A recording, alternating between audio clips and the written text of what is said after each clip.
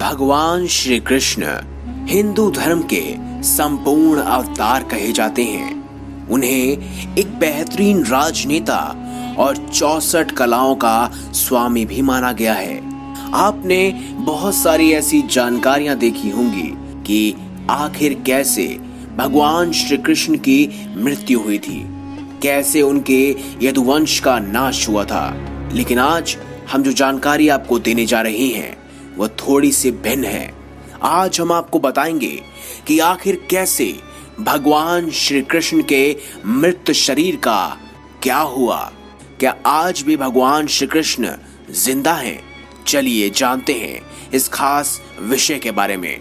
लेकिन वीडियो में आगे बढ़ने से पहले अगर अभी तक आपने हमारे चैनल को सब्सक्राइब नहीं किया तो सब्सक्राइब कर लीजिए, साथ ही बेल आइकन जरूर दबाएं, क्योंकि भक्ति में ही असली शक्ति है।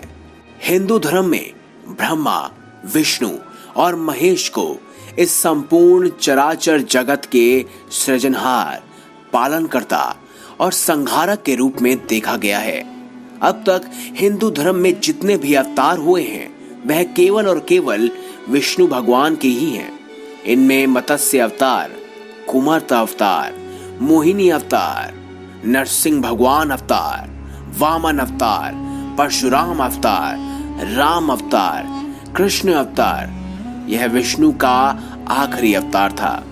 लेकिन कहते हैं कि जल्द ही इस कलयुग से निपटने के लिए भगवान विष्णु अपना आखिरी अवतार कल्कि अवतार लेंगे। लेकिन दोस्तों, कहा यह भी जाता है कि इनमें सबसे ज्यादा जो उनका चहेता अवतार था वो था कृष्ण अवतार। चलिए जानते हैं।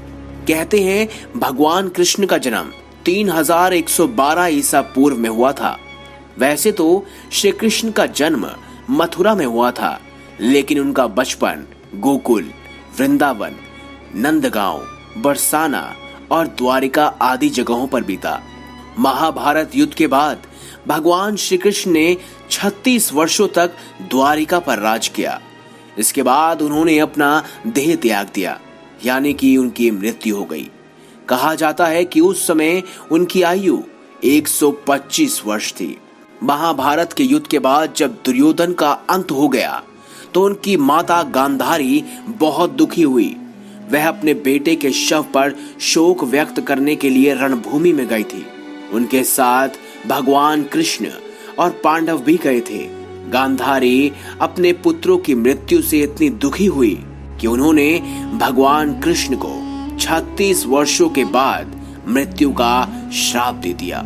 ये सुनकर पांडव तो चकित रह गए, लेकिन भगवान कृष्ण तनिक भी विचलित ना हुए और मुस्कुराते हुए अपने ऊपर लगे अभिशाप को स्वीकार कर लिया। ठीक 36 वर्षों के बाद उनकी मृत्यु एक शिकारी के हाथों हो गई।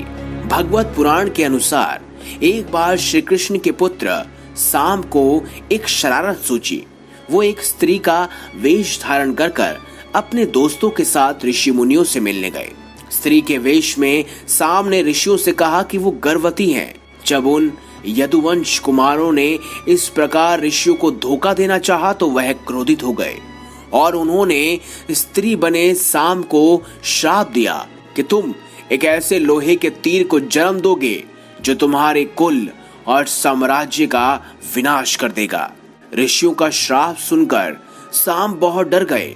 उन्होंने तुरंत ये सारी घटना जाकर उग्रसेन को बताई, जिसके बाद उग्रसेन ने साम से कहा कि वह तीर का चूर्ण बनाकर प्रभास नदी में प्रवाहित कर दे। इस तरह उन्हें उस शाप से छुटकारा मिल जाएगा। साम ने सब कुछ उग्रसेन के कहे अनुसार किया। साथ ही उग्रसेन ने यह भी आदेश पारित कर दिया कि यादव राज्य में किसी भी प्रकार की नशीली सामग्रियों का ना तो उत्पादन किया जाएगा और ना ही वितरण होगा। कहा जाता है इस घटना के बाद द्वारका के लोगों ने कई अशुभ संकेतों का अनुभव किया, जिसमें सुदर्शन चक्र, श्री कृष्ण का शंख, उनका रथ और बलराम के हल का अदृश्य हो जाना शामिल है। इसके अलावा वहां अपराधों और पापों में बढ़ोतरी होने लगी। द्वारिका में चारों ओर अपराध और पाप का माहौल व्याप्त हो गया। ये देखकर श्री कृष्ण बहुत दुखी हुए। और उन्होंने अपनी प्रजा से यह जगह छोड़कर प्रभास नदी के तट पर जाकर अपने पापों से मुक्ति पाने को कहा। इसके बाद सब लोग उनकी बात मानकर प्रभास नदी के तट पर गए, लेकिन वहां जाकर सभी मदिरा के नशे में चूर हो गए और एक दूसरे से बहस करने लगे। इसके बाद उनकी बहस ने एक लड़ाई का रूप धारण कर लिया और वह आपस में ही लड़कर मरने लगे।